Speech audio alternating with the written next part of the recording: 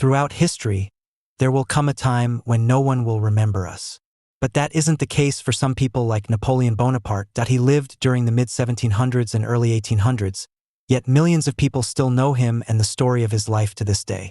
If you're looking to learn all there is to learn about Napoleon Bonaparte, you've come to the right place. Stick around, as we've unearthed the most intriguing historical facts there are about France's first emperor. Napoleon's ship, the Généraux, had a flag almost as big as a tennis court. The Généraux was launched in 1785 with a width of 48.9, 14.9 meters, and a length of 183.3 feet, 55.9 meters. Just like the humongous ship, its battle flag was also enormous. No, really, it was an immense 52.5 feet, 16 meters, wide and 27.2 feet, 8.3 meters, tall. After fighting fiercely in the Battle of the Nile, just off of the coast of Egypt, the Généraux was captured in the Battle of the Malta Convoy in 1800. Its flag was taken by Admiral Lord Nelson's flag captain, Edward Barry, and sent to Norwich. Napoleon crowned himself as the Emperor of France. Before becoming an emperor, though, Napoleon was the first consul of France. Napoleon gave himself the position in 1799 when he and his group overthrew the French Directory. Then, after fulfilling his role in the consulate, Napoleon appointed himself as the French emperor, which gave him more power in the country. Napoleon was granted the title of Emperor of France on May 18, 1804. But it wasn't until December 2, 1804, when he was coronated at Paris Notre Dame Cathedral. He became the King of Italy in 1805. The King of Italy was supposed to be Joseph Bonaparte, Napoleon's eldest brother. Joseph refused Napoleon's offer, though, because doing so would give up his right of succession to the French throne. As a result, Napoleon crowned himself as King of Italy on May 26, 1805 in Milan Cathedral, using the Iron Crown of Lombardy. Napoleon started military studies at the age of 9. His first experience in school was when he was 9 years old, studying in a French sectarian school in Autun in January 1779. But in May of that same year, Napoleon transferred to Brienne-le-Château, a military school. Here Napoleon studied for 5 years, from May 1779 to October 1784, and got his first true taste for military tactics.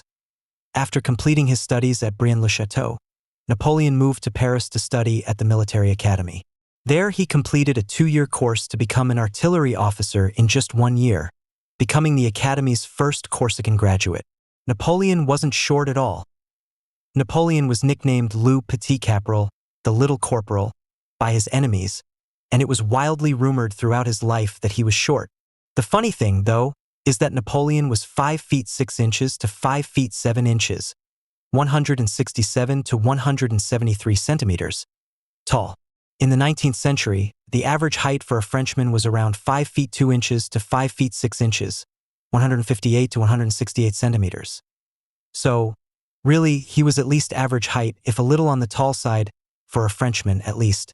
Despite his accomplishments and despite the fact that he wasn't even short, Napoleon will always be known by the masses as a short king. His first wife's failure to give him an heir led to their separation. The young Napoleon met Josephine de Beauharnais in 1795 when his mentor, Paul Barras, introduced them at a ball. 2 months later, the pair were married, but they had little time for married bliss. Napoleon spent the better part of their marriage off on military campaigns. Their marriage was rocky at best, with both taking on constant strings of lovers. Josephine's inability to have a child was the final straw, though, and the couple ultimately divorced on December 15, 1809. A year later, Napoleon married Marie-Louise of Austria. 1 year after that, Napoleon II was born. Napoleon has his own trigonometry theorem. The Napoleon theorem tells us that when we make equilateral triangles on the sides of any triangle, each center of these equilateral triangles, also referred to as centroid, will then create another equilateral triangle. While the theory is often attributed to Napoleon, there's really no proof that Napoleon was responsible for it. His son passed away at an early age on March 20, 1811. Napoleon's second wife gave birth to Napoleon François Joseph Charles Bonaparte, Napoleon II. Napoleon II was only 21 when he met his end due to tuberculosis, explaining why he wasn't able to live up to his father's achievements. He never got the chance to rule France, but he did become the King of Rome after his birth and the country's titular leader for a brief time in 1814. Napoleon crossing the Alps is the most famous painting of Napoleon. This masterpiece was painted at the beginning of the 19th century by Jacques-Louis David, who painted many important figures during this era. The painting captures Napoleon in the middle of his famed march over the Alps into Italy, one of the most daring military plans of the era.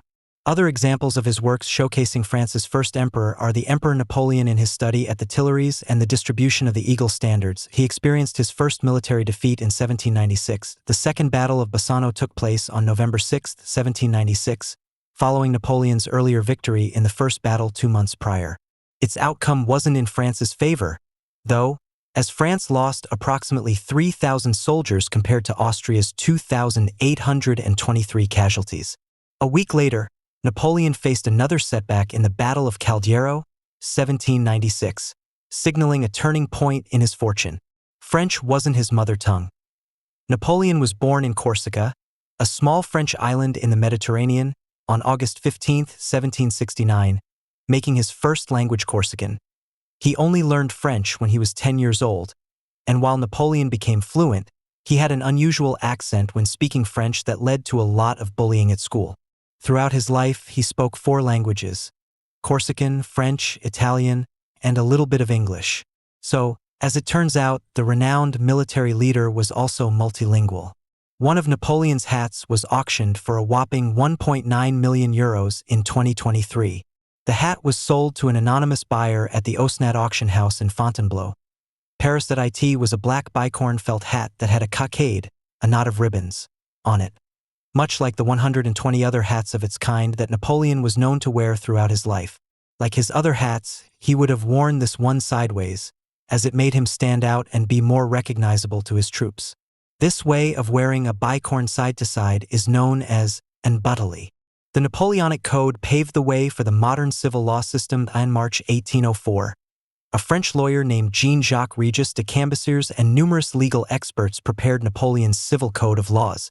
It exercised numerous civil rights, ranging from property to inheritance, and even played a crucial role in the decline of feudalism, a medieval social system in which higher-ranking individuals offered land to those who served and became loyal to them. The Napoleonic Code is considered to be one of Napoleon's greatest contributions to the world, through which he spread the modernized values of the French Revolution to the world. Napoleon once wrote a novella. Clisson et Eugénie, or Clisson and Eugénie, was written by Napoleon in 1975. Its story revolves around the tragic love story of Clisson, a French soldier who falls in love with Eugénie. After living for a time in married bliss, Clisson is called away to war. While away, he sends his close friend to comfort Eugénie. Disaster strikes when Clisson discovers that the pair are having an affair. Clisson et Eugénie was never published, and a number of manuscripts ended up in the hands of various collectors. Fragments of the manuscripts are mostly in private collections, but some samples are kept in the Karpeles Manuscript Library Museum in California, as well as Moscow State Historical Museum. His failed invasion of Egypt influenced the creation of Egyptology. Egyptology is basically all about scientifically studying ancient Egypt, from its history to its language and civilization. When Napoleon left for Egypt in 1798, he brought 160 scientists, engineers, and artists, as well as soldiers. He tasked them with learning all they could about Egypt. Their discoveries and conclusions gave Europe a window into what ancient Egyptian life was like, and piqued the world's curiosity about Egypt as a whole. Napoleon sold Louisiana for $15 million in 1803.to fund his battle against the British. Napoleon decided to sell France's claims to North America to the freshly formed United States. The U.S. was interested in gaining Louisiana, as it gave them New Orleans and the access point from the Mississippi into the sea. The treaty went backwards and forwards for years, and was almost completely canned at some points. Ultimately, Napoleon's need for funds to fight the British prevailed, and the U.S. doubled its size overnight. Napoleon's coronation wreath was so heavy that some of its golden leaves had to be removed. The crown had a total of 56 golden leaves, 44 of which were large and weighed 0.35 ounces, 10 grams. Each. It was made by artist Martin Guillaume Bayonnaise, who then removed 6 large gold leaves to make the crown lighter. Out of the 6 golden leaves, though, only 2 have been found. One was auctioned for a whopping €625,000, around $730,000, in 2017. Oh, and yes, it's the crown in Jacques-Louis David's famous painting The Coronation of Napoleon. Napoleon created the highest French Order of Merit in 1802. The award is called the Legion of Honor, which can be given to deserving French nationals or foreigners who served France in a major way, whether in the military or through public service. Now, when it comes to receiving the award, a person has to be nominated by someone who has already received the prestigious award. Also, this award can be taken away from someone if that person commits a crime or does something that doesn't align with the values of France. He was exiled twice. Napoleon's first exile came as a result of the Treaty of Fontainebleau, which saw him abdicate the French and Italian thrones. He kept the title of emperor, though, and was exiled to the Mediterranean island of Elba in April 1814. But in February 1815, Napoleon decided to leave Elba in hopes of reclaiming power in France. He reclaimed Paris and ruled again for just 100 days. Napoleon was defeated for the last time at the Battle of Waterloo on June 18, 1815, and exiled for a second time. This time he was sent to the remote Atlantic island of St. Helena, where he lived out the last of his days a prisoner. Oh, and speaking of St. Helena, Napoleon's passing was controversial. The physicians who performed Napoleon's autopsy claimed that his cause of death was stomach cancer. Despite this diagnosis, many legends have sprouted over the years, with some claiming he was poisoned by arsenic. In 1961, researchers tried to prove this by using Napoleon's hair strands to trace the chemical element. Despite finding high levels of arsenic, the results could not say whether he was exposed to a single large dose or was exposed over a greater period of time. This adds doubt to the claim, as many French aristocrats of the time, including Napoleon, used arsenic-based cosmetics. From his early days in Corsica to his final days in exile, Napoleon's story is one for the ages, filled with drama, intrigue, and no shortage of controversy.